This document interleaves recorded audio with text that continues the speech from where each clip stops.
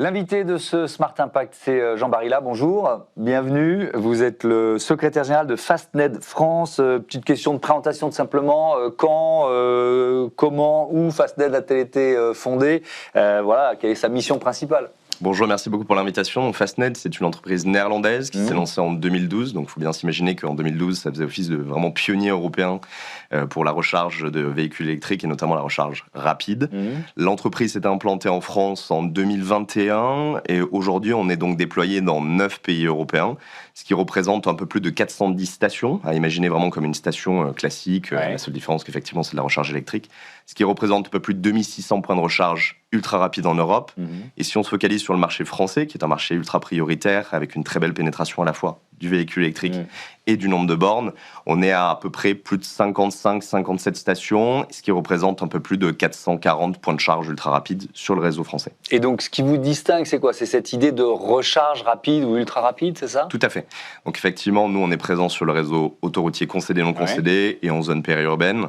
Et la vraie différence, et ce qui est fondamental à expliquer, c'est le côté rapide, ultra rapide. Alors, c'est quoi la différence, justement, entre une station normale et une station Fastned? Si vous sortez et que vous baladez sur le boulevard de la Villette, vous allez tomber sur des bornes Bélib ou des bornes lentes qui vont nécessiter plusieurs heures de recharge, ce qui est tout à fait normal et ce qui est complémentaire. Effectivement, on veut se poser, pouvoir prendre sa recharge.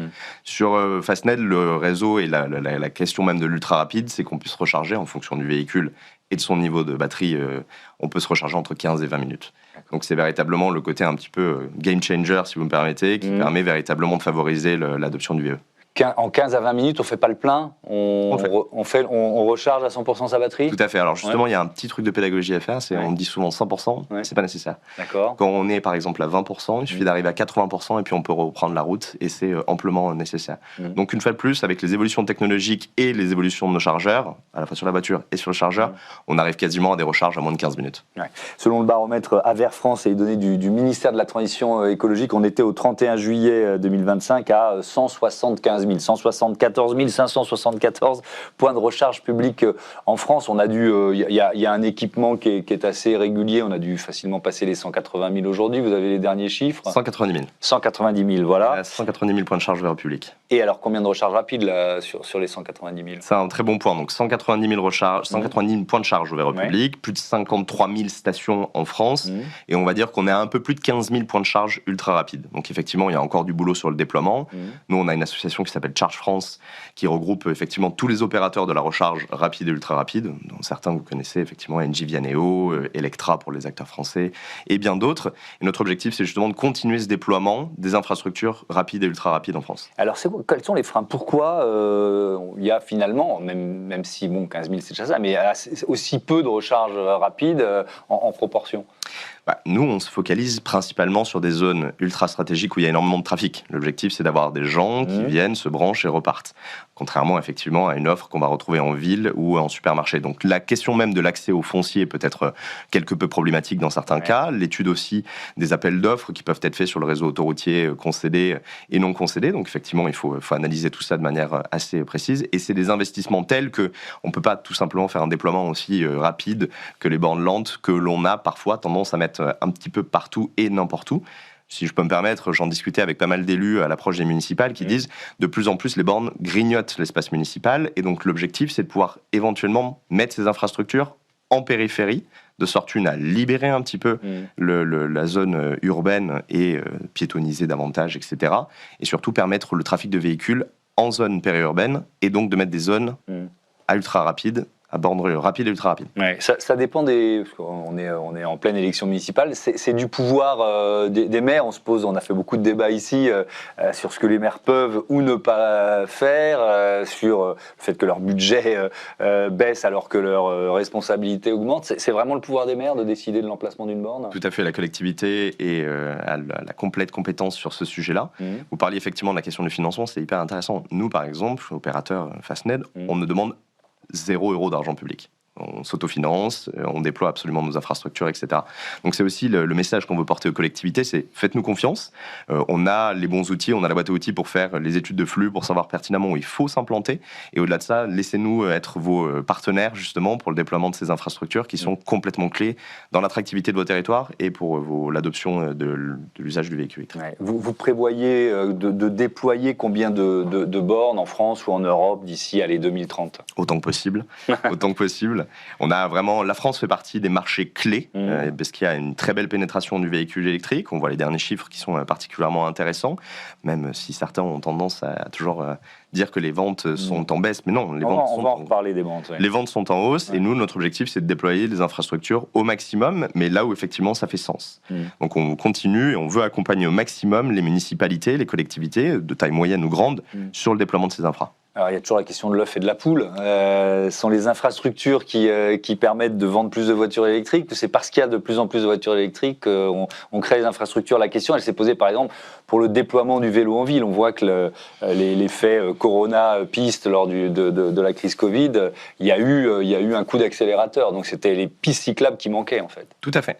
On va dire que là, on est plutôt bon en France. On a rattrapé notre retard puisqu'on est sur le podium européen du déploiement des infrastructures. C'est-à-dire que si on continue à déployer les infrastructures à la même vitesse, à la même cadence qu'actuellement, ça suit quasi parfaitement les ventes de véhicules électriques. Donc en fait, on est plutôt bon. Il faut juste effectivement s'assurer que le cadre réglementaire reste relativement stable pour nous et potentiellement continuer à accompagner la vente de véhicules électriques. Je peux citer l'exemple du leasing social, qui est un très beau dispositif, qui n'est pas financé par l'État, mais qui est financé par des crédits d'énergie, et qui permet justement à des foyers un peu plus modestes de prendre un véhicule électrique. Les chiffres de l'année dernière, c'était 50 000 véhicules qui ont été alloués, et on arrive à un peu plus de 100 000 véhicules en 2 versions du leasing social, et donc ça accompagne véritablement l'adoption du VE. Alors il y a toujours pas mal de contre-vérités autour de la voiture électrique. L'Observatoire des médias a fait sortir des contre-informations radio, télé en 2025. Déjà, comment vous l'expliquez ? C'est quoi ? C'est un combat presque civilisationnel là qu'il faut mener ? Il y a un combat, effectivement, il y a un combat. Nous, on est vraiment dans une pédagogie. On essaie d'expliquer au maximum, via des arguments assez simples, que le véhicule électrique a de plus en plus d'autonomie, qu'il est de moins en moins cher, et qu'au-delà de ça, il est vecteur de pouvoir d'achat. Évidemment, il y a 3 sujets pour réussir la transition énergétique. Parler un peu plus de souveraineté énergétique, parler un peu plus de souveraineté industrielle, et parler de pouvoir d'achat. On avait récemment fait une étude avec Charge France, donc l'année dernière, on avait sollicité un cabinet de conseil pour justement réfléchir à cette question du gain de pouvoir d'achat. En fonction de l'usage, en fonction du véhicule, un Français peut gagner entre 600 et 1600 euros par an de gain de pouvoir d'achat en passant à l'électrique. C'est tout simple, un plein ça peut coûter entre 80 et 100 euros, une recharge électrique au maximum, ça coûte 15 à 20 euros. Et une fois de plus, il n'y a pas toutes les questions de maintenance, etc. Donc, une fois qu'on arrive à expliquer vraiment que le véhicule électrique est bon pour le pouvoir d'achat, bon pour le climat, bien entendu, et on arrive tout simplement aussi à désamorcer et à tordre le cou à certains préjugés. Une période comme celle qu'on est en train de vivre, d'incertitude géopolitique et donc de hausse du prix du baril du pétrole, mais aussi du gaz, ça a des effets sur votre business ? Je lisais un article très intéressant des Échos. Le grand titre, c'était « La France dépense 60 milliards par an pour justement importer du gaz et du pétrole ». On est entre 60 et 70 milliards chaque année, principalement sur le pétrole. Nous, l'impact sur le prix du gaz, il est assez mineur. Parce que le prix de l'électricité que vous fournissez dépend du prix du gaz. Dans 30% des cas, il peut dépendre de l'augmentation du prix du gaz, ce qui est assez à la marge. On avait fait une brève étude. On va dire que toute déstabilisation géopolitique peut entraîner une augmentation de 30 à 40% du prix, effectivement, du plein. Si on regarde, par exemple, sur la recharge électrique, c'est de l'ordre de 3 à 5%. Cela s'explique d'une, parce qu'on a une énergie française électrique, décarbonée, qui est souveraine. Et au-delà de ça, nos contrats sont signés bien en avance. Et donc, il n'y a pas de fluctuation des prix. Pour dire un exemple tout simple, un usager qui va à la pompe, il voit le prix augmenter, etc. Il n'y comprend plus grand-chose. S'il vient sur une de nos stations en autoroute, etc., il verra très bien que le prix ne fluctue pas. Est-ce qu'il y a un effet sur l'équipement ? Je voudrais qu'on évoque les ventes de voitures électriques en France, mais peut-être aussi en Europe, qui sont quoi ? Plutôt en augmentation ? Plutôt en augmentation. C'est ça. Avec une tendance régulière, ou alors il y a eu des coups d'arrêt ? Alors, sur les derniers chiffres, on est quand même sur l'augmentation entre 20 et 24%, si on parle que du 100% élec. Donc, ce qui est effectivement de très très beaux chiffres. Alors, sur 24% sur l'année 2025? Non, sur le dernier mois. C'était donc le mois de janvier, si je ne dis pas de bêtises, ou le mois de décembre. Okay. Donc, les ventes augmentent. Les ventes augmentent, les véhicules sont de plus en plus autonomes et, une fois de plus, la communication qui est faite auprès des usagers est de plus en plus bonne. Alors, effectivement, si on prend par exemple les derniers mois de cette année, effectivement, boosté par le leasing social, on a vu les ventes augmenter. Mais pour faire simple, elles augmentent partout en Europe. Ouais. Et est-ce qu'une crise sur le prix du pétrole, ça devrait mécaniquement renforcer l'intérêt pour les voitures électriques? Vous le ressentez déjà, ça? Ça, on le verra sur les prochaines semaines. On verra le baromètre nous indiquera effectivement si les ventes ont augmenté sur les dernières semaines. Toujours est-il qu'une fois de plus, les ventes augmentent. Donc nous, notre objectif, c'est de continuer à faire de la pédagogie sur effectivement la recharge, expliquer en quoi ça consiste et pourquoi c'est effectivement un bon fournisseur de pouvoir d'achat, pourquoi c'est bon effectivement pour le climat, c'est bon pour l'économie, etc. Et puis ensuite, voilà, on fait confiance aussi aux concessionnaires et aux constructeurs pour faire le travail. Dernière question sur la concurrence chinoise, parce qu'il y a aussi une bagarre pour faire des recharges encore plus rapides, d'une certaine façon, se rapprocher du temps d'un plein qu'on prend pour faire un plein d'essence. Ça vous inquiète, cette concurrence ? Je pense que ça doit nous doper effectivement en France sur la partie industrielle. Quand je vois effectivement Dunkerque Valley et Vercors qui fait ces usines de batteries, je pense qu'il faut qu'on retrouve effectivement ce sentiment de souveraineté industrielle et booster l'économie et l'industrie sur la production de batteries en Europe.